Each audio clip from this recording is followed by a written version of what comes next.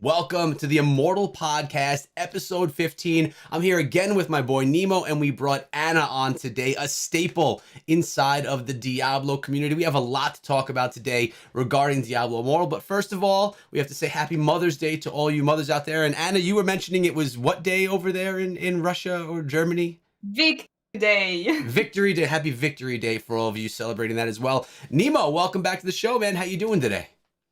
I'm super pumped, super excited. First of all, happy Mom's Day to all the moms out there. Mom, love you. And second of all, of course, we're really excited. We got Diablo Immortal. We've been playing it for so long. Today is the day where we're going to be hitting Rite of Exile in the North American server. We got a lot of stuff to talk about. Super excited. Anna, how's it going? Okay. To be here. She's really happy for Rite of Exile today.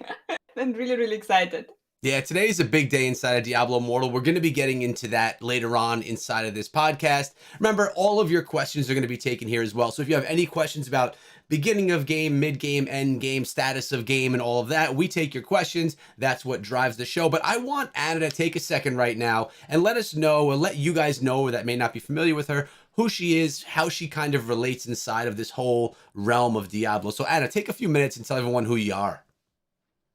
Okay, I'm Anna, and I am a Diablo streamer. I am playing Diablo 2, Diablo 3, now Diablo Immortal, also will be playing Diablo 4, so I'm a Diablo girl. I am from Russia, so my native language is Russian, but currently I live in Germany. So that's where my accent is coming from.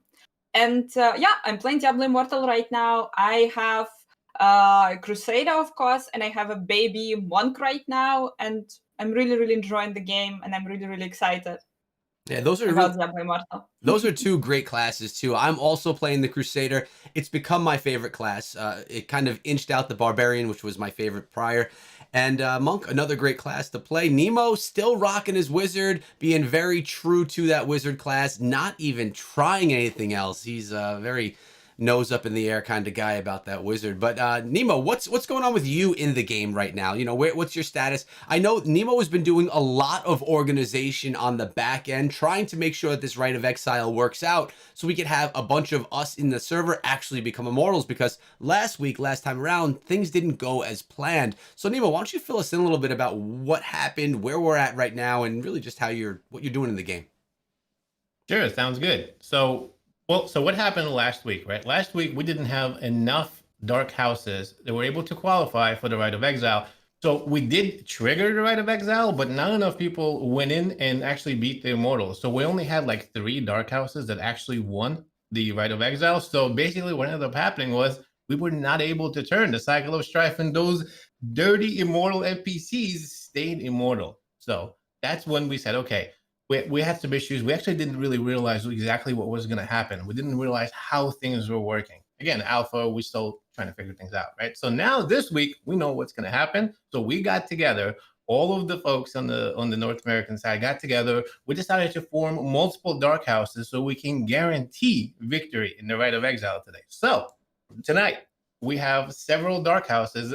We have our own dark house. Actually, me and Echo formed a dark house called Scrappy Echoes.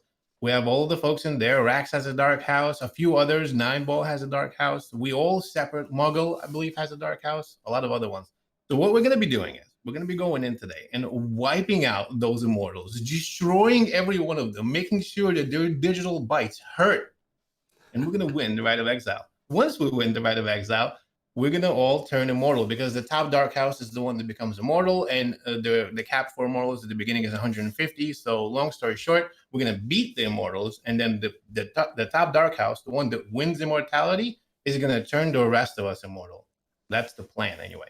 That's the plan. So for us, what time is it happening for us? Because I know Anna was saying that this entire event is happening for her at 2 a.m., which is not ideal, because remember, we're content creators from all over, all pushed into one same server, where when the game actually launches, you're going to be in, or most likely you would choose to be in a regional server that fits your time zones. For Anna, she's got no choice. So either she's going to wake up at 2 a.m. to participate in this event, or she's going to miss it. We're all hoping that she decides to set the alarm, but that's easier said than done. We'll have to find out. But it sounds like a great plan. I mean, we all want to see what it's like to be an immortal inside of the game, but I also know that there is a lot of work to do and a lot of grind that you need to maintain to be an immortal. It's not like you become immortal, you suddenly just rule the house and you're running the show and you're unstoppable. You're consistently being attacked. You're consistently having to maintain that status. And Nemo, I mean, what do we know about being an immortal so far? Because I know you have some friends over there in the Australian server that you've been able to get some of their experiences from.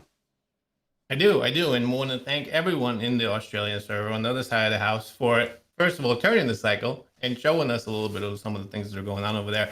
So the immortal versus shadow is an interesting concept, right? Because at first you think you'd want to be just the immortal, but there are actually positives and negatives about both. Really, you got to think about what you want to do. So when you become immortal, first of all, when you become the top dark house that becomes immortal has I believe a cap of 150 immortals.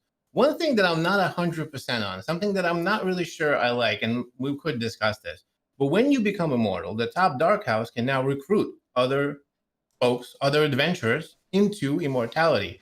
So if, let's say, you didn't participate in the entire cycle of strife, right? You didn't turn shadow, you didn't go into the dark house, you didn't do the path of bloods, the raid of vaults, and all that stuff, didn't climb all the way up, didn't beat the rite of exile, but then just sat there and waited, and then got invited by the leader and the immortals to become immortal, you could actually skip the entire cycle, which is one of the things I'm not 100% on. I'm not really sure if I like that. But in general, once you become immortal, you have to grow your reign. You basically have to do a bunch of activities to make sure that you become stronger and stronger and stronger, to gain bonuses, to get a bunch of stuff. And of course, you get honor, you get legendaries, you get access to Kian's Ordeal and a bunch of other activities that only immortals can get into. But in general, the idea is if you're a shadow, you're about growing yourself and overturning the immortals. When you're immortal, you're about the reign. You're about the team versus yourself. Like the bonuses that you get as a shadow, if you grow in shadow rank and you become whisper, the highest whisper rank, you get damage modifiers. You get plus 32 damage against immortals and plus 32 defense against immortals as well, 32 levels of it. So there's like a lot of basically you get defense modifiers when you are a shadow. When you're an immortal, you don't get any of that. Only the 4 lieutenants and the leader get the buffs. There's a lot of stuff involved, but long story short, high level, when you're a shadow, you're about yourself. When you're an immortal, you're about the leader, the lieutenants, and the entire reign itself. Kind of like the two differences about being a shadow and being an immortal. All right, so one, out of all that, it sounds like Nemo actually understands and really knows what he's talking about. It's pretty in-depth. And again, that's because he's been doing this organization to make sure that this immortal stuff actually goes down. Highly complex, and there's a lot behind it. And to be honest, Nemo and I were talking about it a little bit. There's a lot of politics that go into it as well. Not as much now for us in the content creator server because all of us are working together. We all want to experience what the game has to offer. But I'm thinking, like, when we get into true competition, 20,000, 30,000 people in a server, everyone's not going to be so friendly. We're going to be running into some battles with people that are just trying to really fight for it. And it can get a little bit dirty from a political standpoint, at least. But something that we skipped on, and we usually start the show talking about our overall impressions of the game. I know that the audience here already really knows how Nemo and I feel. My thoughts haven't changed at all. I know there's a lot of in-depth stuff going on with everything that Nemo just discussed, which is going to be difficult for a very casual player to participate in, to understand, because it's definitely like next level stuff for those big grinders. But we don't know what Anna thinks about Diablo Immortal. So she is the D2, the D3 person, really a veteran Diablo player. Anna, why don't you take a minute and let everyone know, how do you honestly feel about playing Diablo on your phone or on your tablet? Do you like it? Or just give us your overall impression, your honest overall impression. Horrible game, no, which talk. But actually, first thing that I want to say, when I was reading, like I think you guys as well, like when first thing that we saw the post with all the description about the closed alpha, with first the description of those shadow immortals, and first time it was insanely overwhelming. But back then, when I read that immortals, they're gonna be one leader for officers, back then I thought, that really weird, kind of like for a server with thousands of players, there are only 5 people who has like, okay, some special ranks, powers or whatever. But okay, like everyone who saw it, everyone who was reading it first time, it was, I had to read it like, I think I read it like 5 times just to fully understand, no, at least start understanding what's going on, how it's all gonna look. But yeah, I need to see how it all will work, because like even now when I'm listening to Nemo, it seems so complex. It seems like a lot of things are going on. So back to the what do you think in general about Diablo Immortal? I was playing the first technical alpha or closed alpha, I don't remember how it was called, and it was a massive, huge surprise for me, because I'm on my phone playing Minesweeper, and it's the best game ever created. That's it. It's how it was. And then I started playing Diablo. I started playing Diablo Immortal on my phone. And that was a huge, insanely big surprise for me, that Diablo actually can exist on the phone, and Diablo will look and work so good on the phone. And this whole feeling that you are somewhere outside, that you're not bound to your PC, that I was flying to Russia back then. I was sitting in the airport and playing Diablo. I was waiting for my flight and playing Diablo. It was insane for me. This whole feeling that you're in your favorite game, this whole feeling that when I see on the screen that also people are running around, people are playing the game with me and not with me, like not in my party, but they're still there. This is insane. This is absolutely crazy and really, really cool. I'm really happy. Like, I don't know, guys. I'm insanely happy. I like the game a lot. I found recently the new way how to play the game, guys. In Germany, we're on lockdown, and in Germany, like, I can't go to my fitness club, for example, but I'm doing a workout at home. And so I'm doing a set of exercises, then I'm doing a bounty, then I'm doing a set of exercises again. That's a good way to incorporate fitness into your gaming routine. It works for sure. Now, Anna, you were a PC player. I'm assuming you don't play on console when you play Diablo 2 and Diablo 3. No, I'm not playing. No, I was never playing on console, so I also don't have a Switch experience, for example. So for me, it's like fully a first experience with a mobile, mobile controls, with a mobile game. Yeah, I'm a PC player. And your thought, like, how do you like playing it? I mean, going from strictly PC to coming to mobile. I mean, I'm sure you were a little skeptical at first, like so many of you guys were. How'd the transition go? Transition went insanely easy. Since I had no experience playing RPG on mobile, I had no idea about controls. No idea. Like, that's what was my main concern when I first time heard about Diablo Immortal, Diablo on mobile, how that can be. Like, no, you don't have their buttons. There is no how you're gonna shoot it.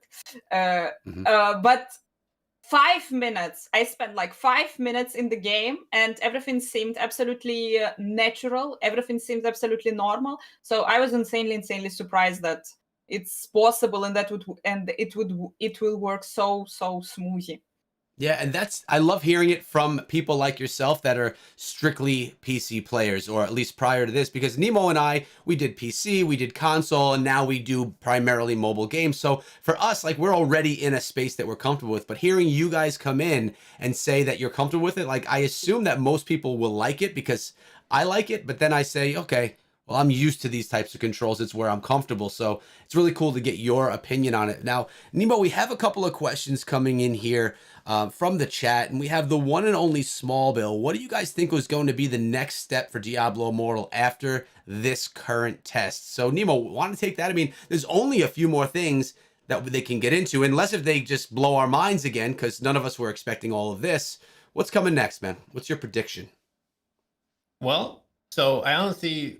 Long story short, we're definitely going to have a test for the Necromancer, right? We're gonna see the Necro, because everybody stated the Necro will be releasing, and the game will be releasing by the end of the year at the latest. So we're going to see a Necro test sometime soon. Whether that's the last test or not is the question here. My second question is whether it's going to be a beta or another alpha, right? So can we really squeeze in 2 more tests between the global release? Honestly, I don't think so. So my guess would be that there's going to be one more test. We're going to probably run this for however long. They're going to wipe this out, and then there's going to be one more test. It might be like a closed beta, maybe, or something like that. But I feel like that's going to be the test where the Necro is going to come and the rest of the game, the full game. I honestly do not think. I mean, maybe there was more systems coming. Maybe there were like there's another cycle of strife or something. But if there is, that's crazy, and that would require more testing. I honestly think the game is so full, so polished, and like it's ready. Like the cake is cooked.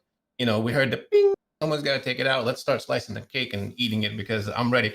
I think one more test and then global release. That's my opinion. What do you guys think? Anna, what about you? I hope so. I know, yeah, of course we know that there's going to be a test for the Necromancer. There are going to be some new zones, but the game is working. The game is, for me, it's absolutely amazing. It's polished. That's why I hope it's one test. I hope it's one test, and then we have a global release because it looks amazing. We're gonna have new zones. I am here like hoping because in the game we saw the characters, we saw Necromancer Hul, we saw the Wizard, we saw the Barbarian Zone, we saw Barbarians actually. And there was a character, there was Tasi in the Barbarian Zone, and she said a phrase. Well, I am not a witch doctor, but I will like help you do the thing. Doesn't matter. But this phrase, I'm not a witch doctor. But I am hoping like to see in the next test or maybe like I really hope that we will have the new test. We will have the new test with the Necromancer mechanic. We will have the new zone, but we will not see the full game till the end of till the actually global release. I want to see on the global release something, a surprise. But yeah, but I have a wild dream that we don't have a witch doctor as a character, but maybe we will have some story about the witch doctors because we had a Vala quest, and Vala quest is my absolute favorite. It's amazing. I want, and like this whole idea with the zones for each character in the game. I can't. I really hope to see a witch doctor. That's my wild dream. About mechanics in the game, I think everyone was blown away already what we saw in this technical alpha, closed alpha. No one was expecting Shadows and Immortals, this mechanic and everything what they brought into the game. I can't imagine what else, but I hope that there is something else. I don't know. Hopefully. It's really hard for me. It's really hard for me to imagine what can it be because it seems a lot. It's insane to do all the daily activities just to do everything. No, it's taking a couple of hours every day, and we're talking about it's a mobile game. I mean, like it's a lot. It's really a lot. And if they're planning to bring something else, then yeah, it's absolutely crazy. Yeah, and I talked about this before, and in the past I would say, you could play multiple characters, take advantage of the battle pass, get the rewards for all your different classes, but looking at the game now, there's a lot to do every day, and I've actually been talking to some people that had access to the technical alpha because they won those gifting programs and stuff that were out, and it's actually been too much for some people. I mean, we're seeing some people that are just too casual of a gamer where they don't feel that they're able to keep up with the amount of things that they can do, not that they have to do every day. But if you want to be the player, if you want to be the gamer that's going to come in and take advantage of every single opportunity to gain loot and to progress in a day, you're talking about the bounties, you're talking about the shadow events, and then you're just talking about regular campaign grind and upgrades. That's a lot to do every single day. Like you mentioned, you're looking about at least probably 2 hours of pretty solid gameplay per day just to take advantage of the rewards that are going to be available. But before I get to another question, which I see in the chat, let's talk for a minute about the dark side of things and issues, problems, bugs. Now we are in, mind you guys, we're in the alpha still, a closed alpha. We said during technical alpha, they could release the game just like this. It's beautiful. This could be a full game. We never expected Shadows and Immortals. Now it comes, we say, they can release this game right now because this game is incredible and it's massive.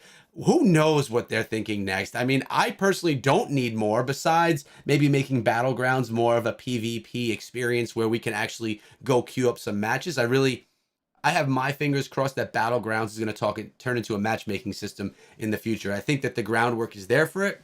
We'll see if that actually develops into that over time. But what issues, we're going to start with you, Nemo.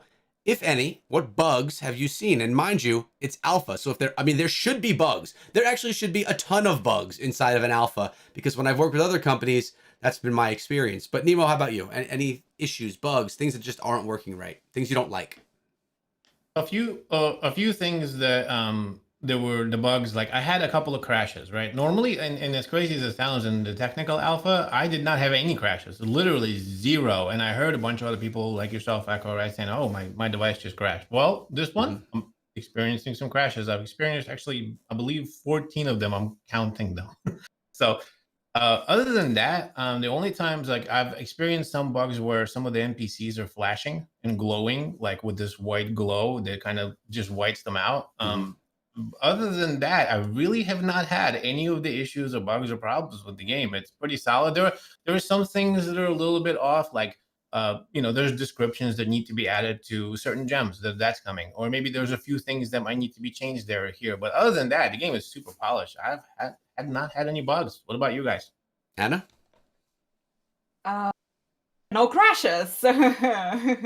But I have first 2 days when I started playing, I was playing on my old phone, Galaxy Note, and since I am kind of really far away, I'm in Germany, and I always have the glow in this red globe. I always have like connectional notification. The like first 2 days, that's why I was disconnected. A couple of times I was disconnected. But then I had to switch because it was pretty much impossible to stream. So I switched the phone. And the game started working absolutely amazing. Zero crashes, zero disconnects. And I'm not saying it a crash, because when you're disconnected, the game is still working. It's just reconnecting me. When it's a crash, when you are completely kicked out from the game. No, I never kick out. I was never, not a single time, kicked out from the game. I'm only reconnecting. That's it. Nothing else is happening. But again, with a new phone, I have zero disconnects. That's I was blaming the servers. I was saying that, it's because I'm in Germany. No, it's just because I had an old phone somehow. Yeah, that's important. I'm sorry. Yeah, say. Nemo, you're playing on a iPad 7 generation, right? Yeah, I'm playing on the 7th gen iPad. Yep. All right. So and me and Anna, what are you playing on now? The one that's working really well. What device? Oh my gosh. The old one is Galaxy Note 10. The new one is OnePlus 7. Okay. And for me, there's a few things that I've noticed. Mind you, I'm playing on the oldest device out of all of you. I have an iPhone 11 here, which I have some like little mini accounts on, but I don't really play exclusively from here. I prefer the iPad, but my iPad is old. It's 4 years old. It's an iPad 5th generation. So it's the oldest device that we're seeing, and I'm probably seeing the most issues with getting kicked out of games and stuff. And again, it's I think because of my device. And as we're playing and I'm seeing how much is involved, how much loading in between, how big this game is, I'm starting to think that you are going to have a more powerful phone. You're not going to be able to go on, if this were my all the time device and this was exclusive what I was playing on, I wouldn't like the stability of it, because about every hour, every 45 minutes, I'm good for getting booted out of the game. And typically I wasn't having an issue with getting back in, but lately my loading back into it has been difficult. So I've been having some load-in issues. Besides that, and again, I'm blaming the device, also we're in alpha. Other things like Nemo, you mentioned maybe some descriptions are there, or maybe the bestiary and the heraldic altar aren't, the text isn't there. That's just because things aren't complete. Like they haven't finished that yet. They haven't polished it. They also, like the new zones, if you notice the dialogue, there's no voice. So the voiceover hasn't been done on a lot of those yet. The text is there, but no voicing over. That's just because those are the finishing touches that they need to put on. That doesn't impact the game besides, a little bit of that polish that you're getting. I wouldn't consider that a bug. I would just consider it something that hasn't been moved yet. We have MFPF, who's one of our mods here, who actually got the game as well. Another content creator on YouTube. He does all of his content in Spanish. He says sometimes his mini map doesn't work, which is something that I have not heard of at all. Have you guys had any mini map issues?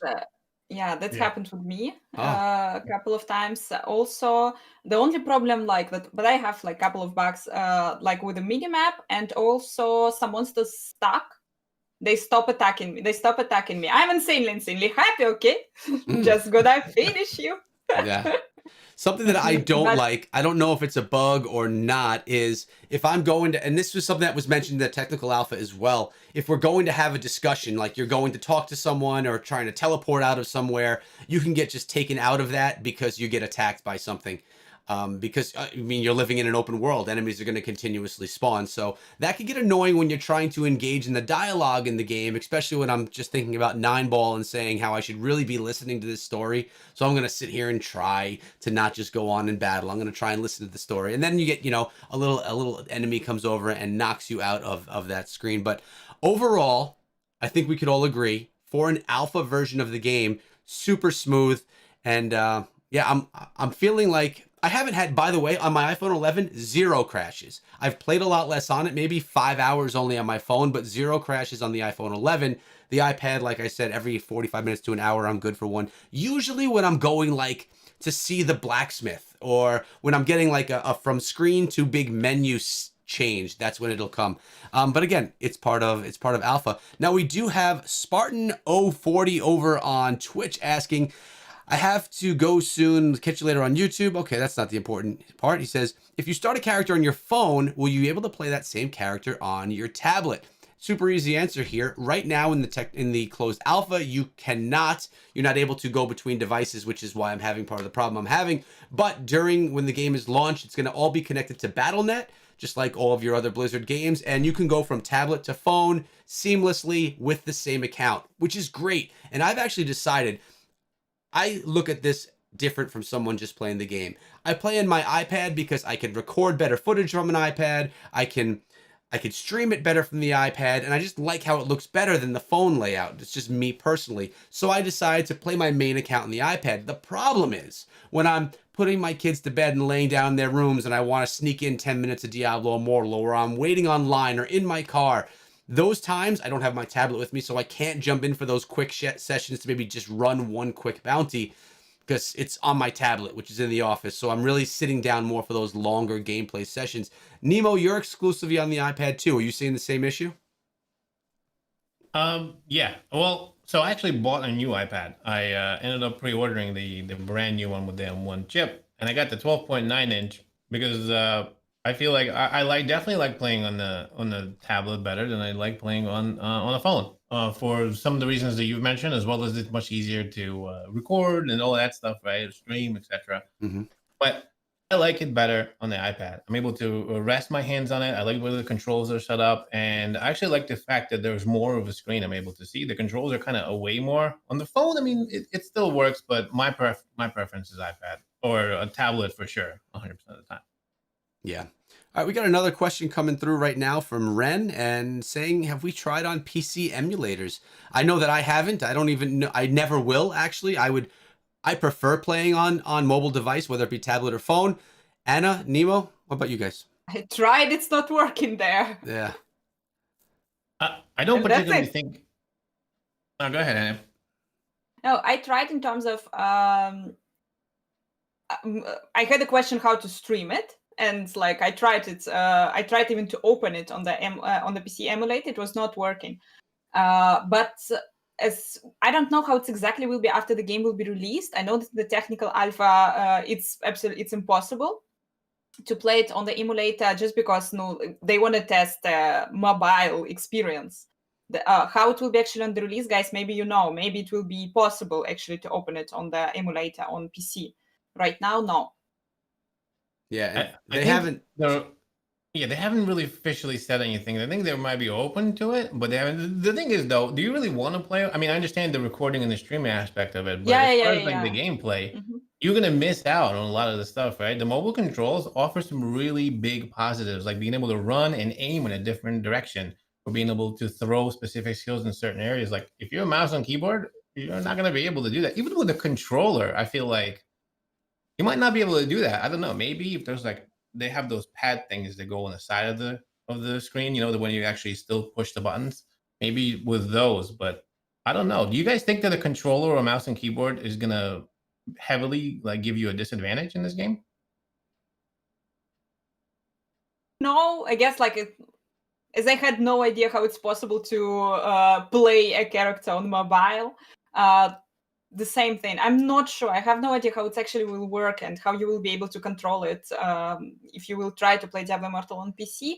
What can I say for sure? No, it's on mobile. It's absolutely comfortable, and I'm not playing on any kind of iPad or anything. I'm playing only on 2 phones, and I have 2 characters.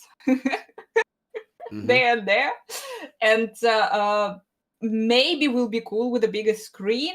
That's the only issue. But the controls are working absolutely amazing. I don't know how to. I don't want to play it on PC because even now, when I'm streaming it from mobile, I'm bringing my blanket. I am here, I don't know, making my chair really, really comfortable. I'm basically lying down with a phone. I don't see like the reason to play it on PC because it's not that comfortable now. See, and that's crazy. That's coming from you, Anna, who was a PC person before this. So I agree. I mean, I think people are going to play on what they're more comfortable with. I mean, you're going to have people that are just PC people that are going to say, you know, I'm going to play it on an emulator if it's possible, no matter what, because I want to use my computer that I've got for gaming. We have Ice Cold saying that it's most likely going to be available on BlueStacks when it comes out. And that, I mean, I always thought so too. So many mobile games are on BlueStacks. It's a great service that allows you to emulate your gameplay onto the computer and play with mouse and keyboard. The only issue with that is sometimes that can enable some type of cheating inside of games. People could break into games and mess with that, being able to get on the computer. So you have to be really careful, as the developer does, to make sure that the game stays fair play, and allowing it to get onto these services doesn't actually mess up the experience for the majority of the people who are going to just play it on the PC. We have QWERTY saying, doing daily quests in the grind, the same dungeon over and over. Again, every day seems to get repetitive, which is basically what Diablo 3 is all about, by the way. It's about that repetitive play. It's what Diablo's known for.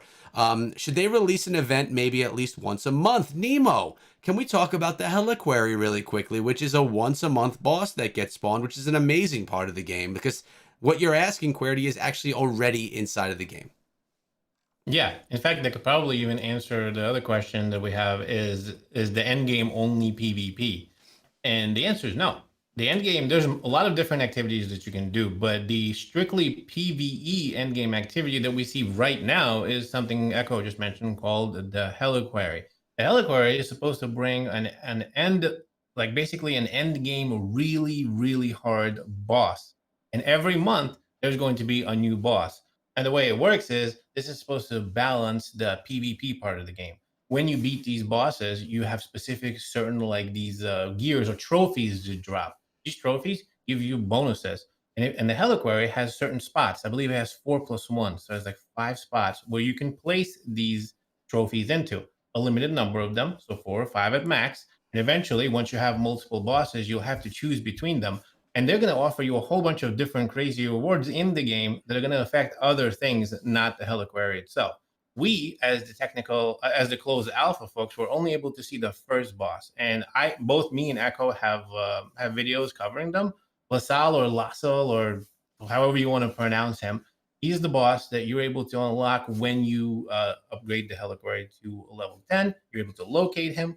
You go over there and you kill him. He's really, really hard. His defensive and offensive ratings are super hard. He can one-shot me as a Paragon 20+ wizard. You're going to really need to be geared right. You're going to need to have maybe the right class. Maybe you're going to need to bring a bunch of your friends to help, because it's really hard to do them yourself. There are some people that can, with certain classes, with certain gear, with certain defense and offensive ratings. You're able to destroy him. But generally speaking, when you first go in there, you're going to get smacked down instantly. And then you're going to be like, wow, what is going on? These bosses are very difficult. Every month, there's going to be a new one. It's going to require new strategies. It's going to require new things. It's going to require new plans. It's going to require new gear, and it's going to progress you towards the end of the game. The first one, LaSalle, he gave us a +100 on defense and offense ratings to your character permanently as you run through the world. and he gave you a 10% increase in your attack speed in challenge rifts when you have that trophy selected. Can you imagine the end game and what else we're going to have? The amount of the amount of depth that you're going to be able to do, and the PVE is definitely important and something that you cannot pass up on. 100 plus defense and offense rating, and as you bring your Heliquary up, I believe mine is level 18 right now. I'm plus 420 on defense and offense ratings, and I have an extra 10% attack speed in challenge rifts, which give me bonuses and rewards at the end. All of this stuff is tied in together. And if you want to be top of the top, you're going to need to play it all. Yeah, and I mean, how do you give up these free buffs, right? Like once a month, you have to kind of get yourself ready, get your squad ready, go in so you can get these buffs that are going to be able to be selectable by you forever. So that's, I mean, I love the idea of the Heliquary. These are all more end game things. You're not going to get the game, and unless if you're a massive grinder in week 1, get to these types of things. You need to get yourself to level 43 before you really start to get to a lot of these end game things. You're going to be able to see the campaign going through the zones. You're going to be able to get to West March and do Elder Rifts and Challenge Rifts. You're going to get to do your bounty boards before that. But getting into the shadows, getting into the Heliquary, getting into the trying to be part of that immortal stuff is a little bit more end game. You're going to have to invest some time and really build yourself up to that. We have, do we think that the pace will be slower upon release? We have Hummerson asking that over on YouTube. For me, I think that we got to West March a lot quicker this time around because they changed up the order of how we progress through the game. I think because it took a good amount of time before you can get to West March, which is where opens up all the Elder Rifts, the Challenge Rifts, and the Bounty Board. Anna, do you feel like you can move through the game more quickly now than we did with the technical alpha? And do you think that the progression that we see now was sped up for us to test it, or do you think this is how it's actually going to be in the game? Yeah, we can now see the West Match way earlier, and this is actually really cool. Was the progression speed up? I can tell you, like, so far I have 2 characters. I am reaching level 30 first 2-3 hours. I don't know. It's happening really, really quick. Level 30, amazing, really quick. After level 30, level 35, you are starting. It's really, really, really slow. I don't know. Is it good, or is it maybe it should be a little bit faster? Because on my monk to reach this level 30, so first day you're reaching level 30, and then like next 5 days you are doing absolutely everything to reach this level 55. It's really, really insanely slow. I don't know how it should be in the game, in the end game. First time when I was playing it, it seemed for me, it seemed too slow. Second time when I was playing, like again on the monk, I spent more time. First time when I was playing, I was kind of rushing through all the dialogues. I just wanted to see what will be next. So give me what to do, what to play. Second time, I was actually listening more the story and more like enjoying the game. Second time, it felt for me, the progression felt for me, like the speed of a progression felt for me kind of okay, but still, it's tough. It's tough to reach this level 55. I mean, it's going to take some time. Definitely going to take some time. It's a Diablo game, right? Like they're not just handing it out to us. Like you have to grind for this stuff, and that's it's a dungeon crawler. Like you're supposed to enjoy that experience, and if you like this genre of game, you're the type of person that likes to grind for stuff, that likes to just continue hunting so you can get that perfect gear, so you can have that perfect set. And it's done very differently here than it is done in Diablo 3. I personally like it better here, not having any seasons, not losing that seasonal character, or at least that grind from it. So I'm happy with it for sure. Nemo, any thoughts for you on that same topic? Oh, can I? Go ahead. Yeah, just wanted to say that, that was my experience, and I also heard from people who also got an access. When you're reaching level 46, then you are entering Mount Zavain, and then you are doing the story. And then you need to reach level 51. You need to reach level 51 to open the last zone, to open Tundra. And the problem is you're finishing the storyline in Mount Zavain kind of really quick. You're still level 46. And then you need to grind. You need to reach this level 51 to unlock Tundra. And I had this experience also. A lot of people had this experience. I really want to see what is there. What's the story? But the progression is really, really slow. And you have to, for a day or two, you have to do the bounties. You have to do all the dungeons. You have to do everything. But you are kind of sitting and I want to see the story. Let me go in there. I faced it. I don't know. Kinda, I like because from Diablo 3 experience, when you are reaching in first 2 hours this level 70 and then you're grinding Paragon like crazy, I from one hand, yeah, I'm enjoying that the progression is slow, that you're slowly reaching this level 55 and the game is making you like, you know, discover and do all the activities in the game if you want to progress, if you want to see the storyline. From the other hand, I'm annoyed that I have to do it all just to see the story. Nemo, you? So I don't know. Well, so a few things. One, they definitely did adjust the way things are leveling right now to make sure that we progress to the story faster. In technical alpha, we didn't get to West March we got it way later in the game, and the story progressed a lot slower. Now, it could be because we didn't get to max cap, right? We're at 50 or 55 and not at 60. But they definitely did adjust it to make sure that we test the cycle of strife, because that's what this is all about. It's about testing the cycle, not about playing and trying to get to the max level, because we already did that in the other one.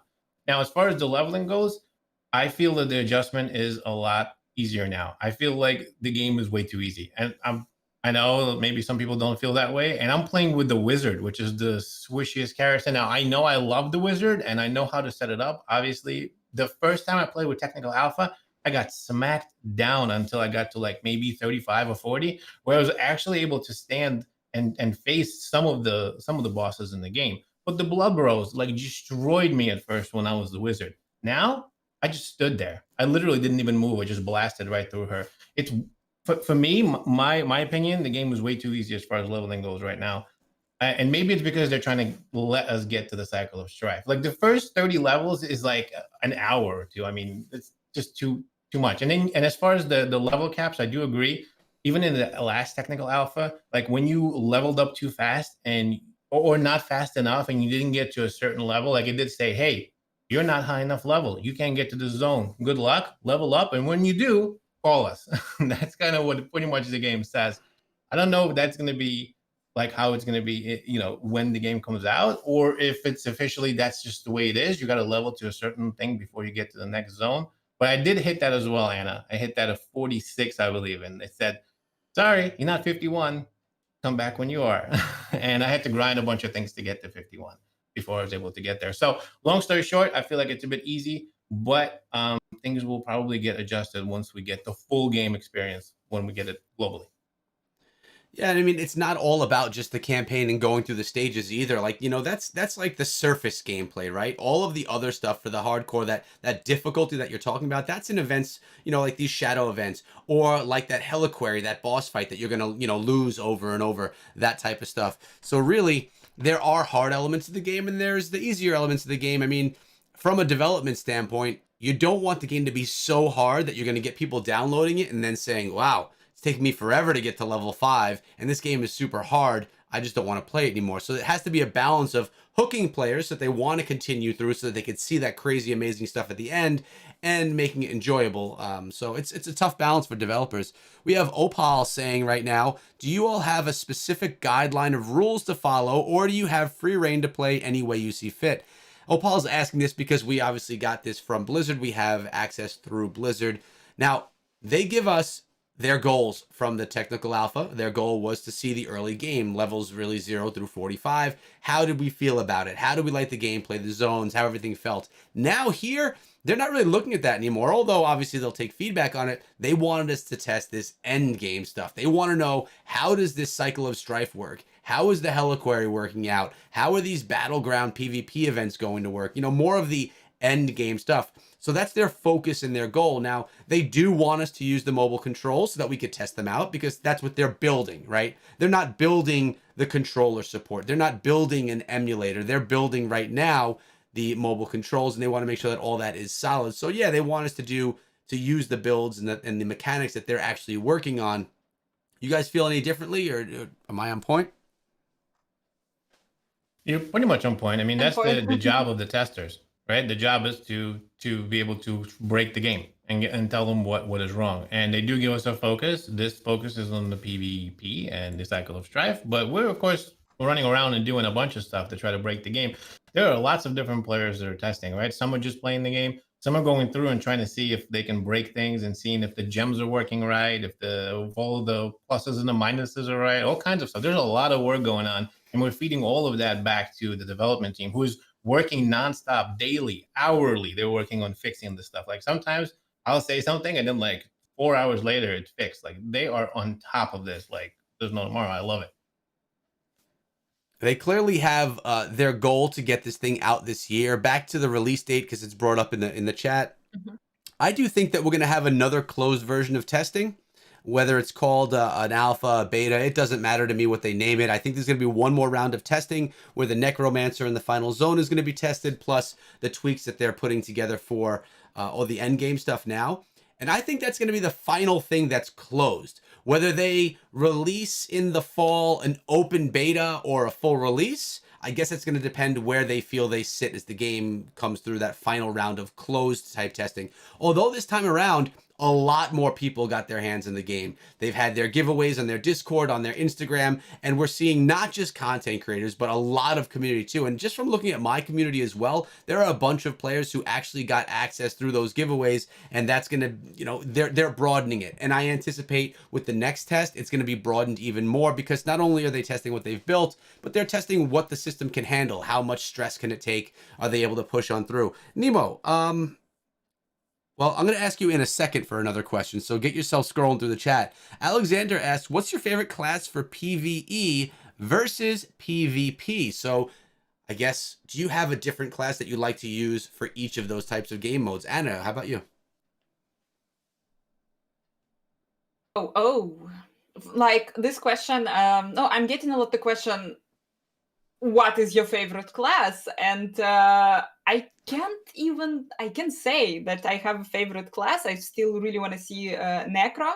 I hope Necro will have some kind of mechanic with skeletons, with rising skeletons, so kind of like a pet build, pet character. We will see. So far, like Crusader is insanely overpowered for PvP. It's crashing. It's really good.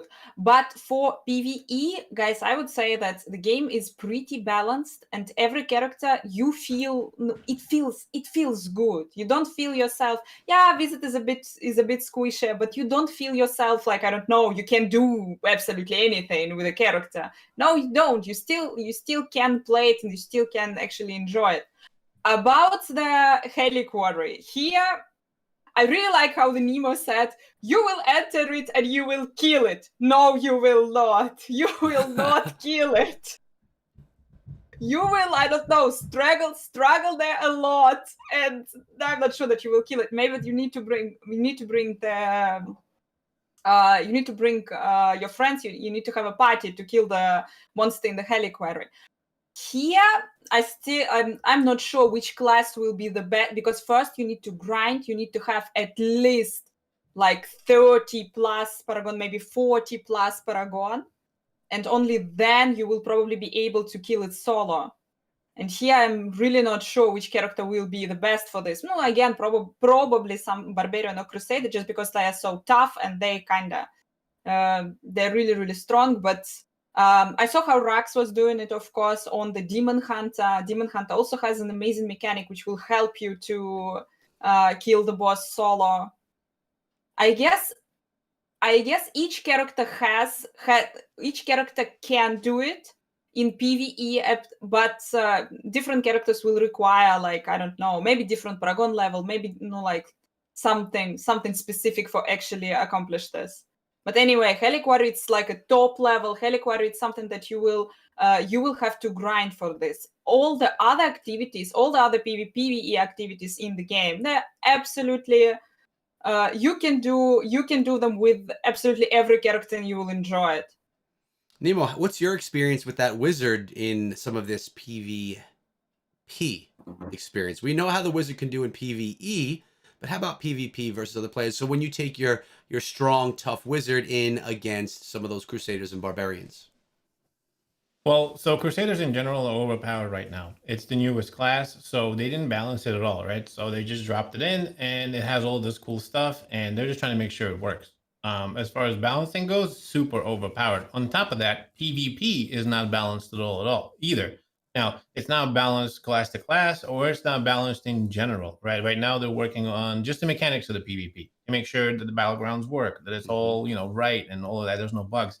So there is no balance in any of those things. Wizard, being the squishiest class out of them all, is the absolute worst when it comes to PvP in the game right now. It is just almost impossible. Now I am working on a few builds because when you push Mr. Nemo to the brink, okay, I am stubborn. I will not give up, and I will find a build that is viable right now for the wizard.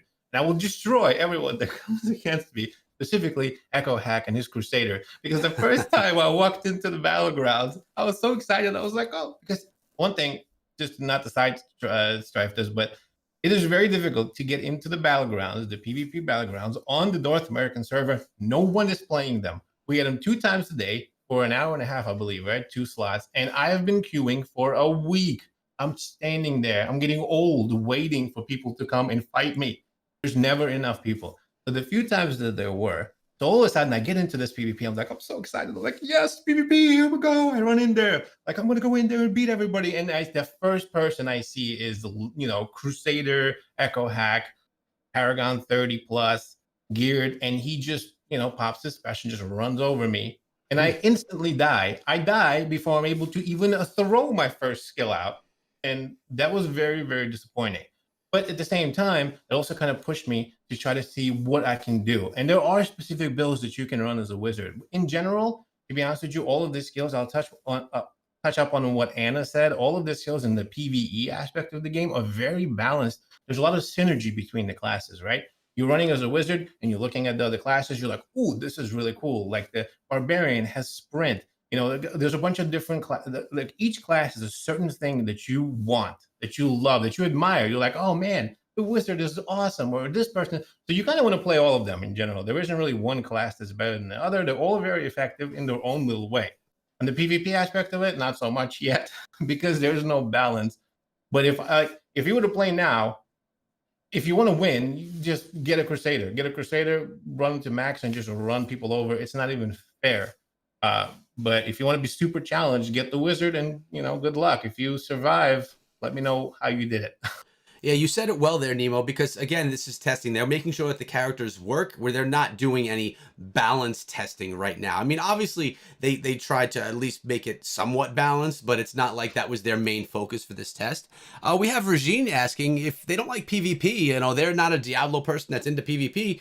Can they just play PvE inside of the game? And the answer is yes. You don't have to participate in this PvP. There's tons. There's more than we've ever had before in Diablo games just for PvE alone, where you could get together with your friends, play together, and you go against the NPCs and the computer itself. So you don't ever have to do any PvP if you don't want to. And Clay says regarding how difficult Diablo Immortal is, easy to play, easy to learn, hard to master has been the motto for Blizzard games. Do you think as so far this applies to Diablo Immortal? Nemo, you mentioned how you felt like it was a little bit easy. Do you think it's easy to play, hard to master? I mean, maybe you haven't mastered it yet, Nemo, Mr. Overconfident Wizard here. That's a good point. I will agree with that. I would step back for 1 second because you brought up an amazing point before about how you don't have to get involved in PvP, right? Here's one thing that we like. I want to add to, because we talked about the last one. So in the last one, we noticed that you cannot buy Scoria when you're a Shadow or when you're an Immortal. So like at first, when you start playing, the Scoria is what you need to upgrade your Heliquary. So you can use the Scoria to upgrade it at Charcy to Hellfire Scoria, and then that Hellfire Scoria is what gives you the bump on your Heliquary. And the only way to get Scoria is either to buy it or to, of course, do your bounties. So if you do your bounties, you're stuck at a certain Scoria per day if you do them. Otherwise, if you're an adventurer, you could buy Scoria and up your PvP. So here's a question. I wonder if they're going to give some sort of a balance and a plus to people who are not going to be participating in the PvP and into the PvP aspect of stuff, right? If you're able to up your Heliquary faster and you're able to get more stats on the folks that are in the PvP, maybe that's a balance as well. Maybe there's more coming to that. keep that in mind as we're talking.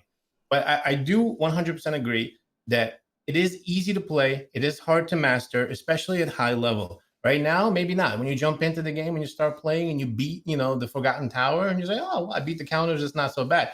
Yeah, it could be easy, but it will be like really hard to master and go beat LaSalle because he's the end boss, right? So I agree with that. Easy to play, hard to master. Sure, I'll go with that.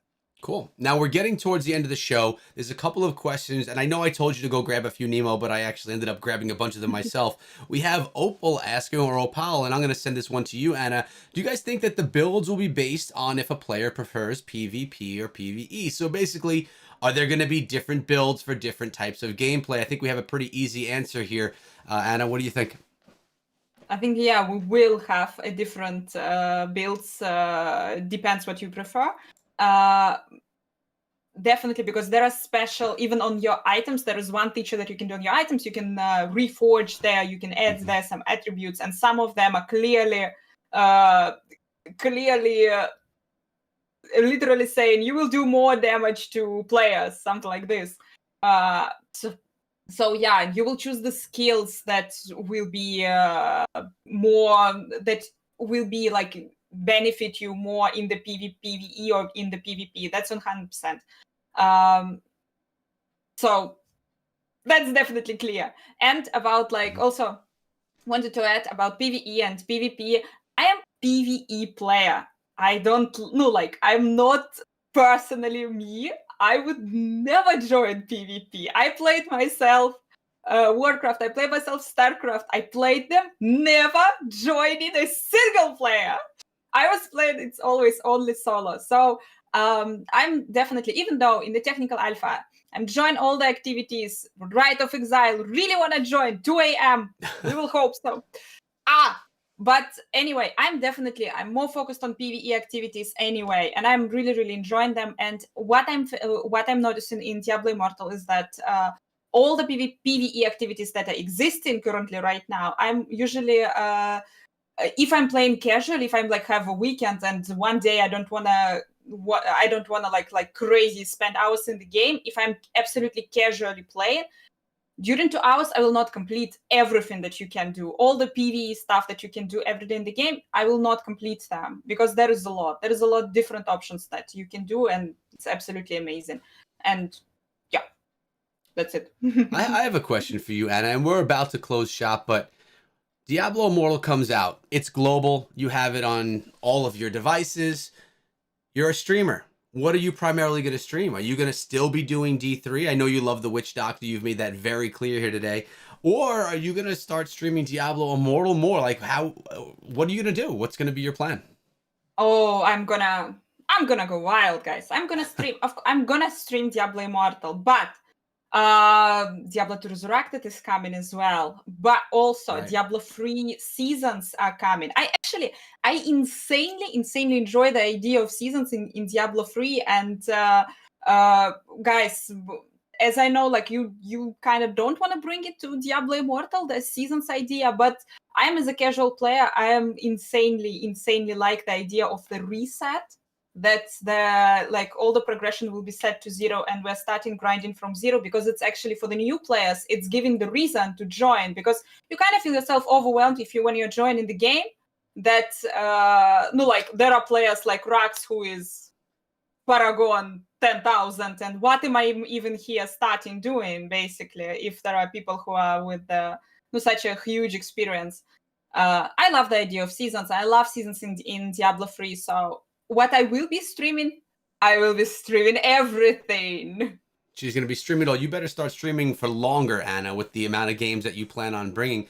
I mean, I agree with you want to incentivize new players to come, but also doesn't opening new servers solve that issue as well? So if every so often, let's say every month, a new server is created and all new accounts are going to be put onto that server, allowing for not to have those long-term huge grinders in there, and if they have to start themselves fresh too. It's another way of that's incentivizing. That's also the solution. But the seasons also, they're bringing some new aspects to the game, somehow changing the game.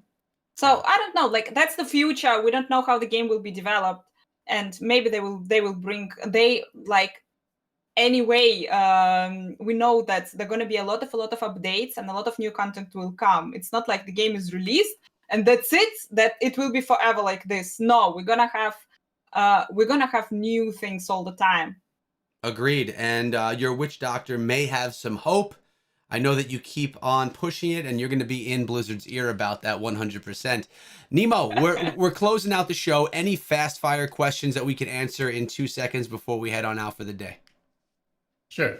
Question: if you're not able to play it and you want to sign up, you make sure to follow Diablo Immortal on their Twitter, on their Instagram, and on their Discord and Reddit. This is where these giveaways are going on. We do not know when you're going to be able to play. You can sign up, and they will give you access to our North American server. If you do drop in, make sure to come on down to the Echo and Scrappy clan. We have our own clan. We have our own dark house and all that good stuff.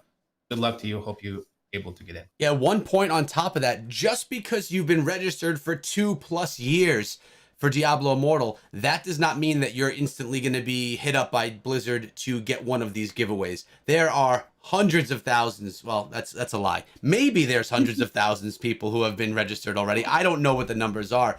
But to get these giveaways, they're looking for people that are active in their servers and stuff like that, so that are in the Discord. They want to reward people and get more people in that are going to actually play it. We don't want people that are going to get the game and play for an hour and then be done. Say, oh, I played Diablo Immortal. They want people that are going to actually be able to test things out just the way that we are as content creators. So there's no guarantee. It is definitely a giveaway. I know that people get frustrated saying, I followed over on the Instagram and I messaged them on Discord and I've been registered for 2 years and I still haven't gotten it. I understand how that must feel. I mean, yeah, it feels great to be playing it, but also all the progression that we're making is going to be wiped. I want to make that clear again. So yes, we're getting to play it. We're getting to enjoy it. We're getting to understand it and share that with you guys. But then when the game actually goes to either an open beta or to, you know, just full release, we have to start fresh just like you guys. And yeah, maybe we have an advantage because we understand everything already. But everything that I'm knowing and learning, I'm bringing to you guys in content. Yes, it's different from you guys watching the video to learn versus me playing to learn. But there's nothing, I'm not hiding any secrets. I know Nemo and Anna are not either. What we learn, you guys get to know as well. And let's end things out right here with a random question like we always do at the end of this Immortal podcast. And Nemo, I can't believe 15 episodes in already. We're cruising along, man. We got to think of a guest for next week. Anna, thanks for coming this week. But here's our question, and it's going to be focused around Anna. If we had to choose a food, would it be a genre or a region of food? Would it be food from Russia or food from Germany? I'm going to ask you the same question, Nemo. You can only have one. She's refusing to answer. Russia. No. I was waiting for Nemo to answer, but it will be definitely Russia. Russian food. How about you, Nemo? I would have to say Russian food as well. I actually tried a bunch of German food. It is very good. No disrespect to all of our German friends. They're fantastic, especially with some of the beers they have and all that. They go, oh man, get me hungry talking about it. But I would choose Russian food for many different reasons. So my choice is Russian. I've never been to Russia. I've been to Germany and I've had German food. So for me, I have to choose Germany just because I don't even know what Russian food's all about. I mean, unless if you go to like Disney and you get to taste things from around the world, but is that even legit? Is that like even what it's really like? I don't think so. I don't know. All right, we're getting out of here, guys. Hope you all enjoyed the show. Thank you, everyone that was here in the chat, kind of fueling the show with your questions. We're here every single week while the game is live. When the game is no longer in alpha, we'll be bi-weekly again, but you guys make the show. This will be up as a video in a few hours on the channel for you to watch if you missed anything. We talked about a ton of topics. We try not to go back and revisit anything during the show, so you can go revisit it yourself. Anna, thanks so much for coming through today. It was a pleasure to finally be able to put a stream, a video together working with you. I know Nemo's excited about it as well, so thank you. Thank you so much for having me. You're welcome. And Nemo, thank you, my man. I appreciate it as well, backing me up, having my back on these streams. Anytime, my friend. Episode 15 in the bag. We're having way too much fun on this. This is great. I can't wait till next week. Thanks so much for being here. You're welcome. And remember, guys, you can follow Anna on her Twitch, which is linked down below, and Nemo on his YouTube channel, also linked down below. Make sure you check them out, show some love, and check out some of their streams or videos that are going out every day or, well, very often. We're out for today. Have a great day, and be good.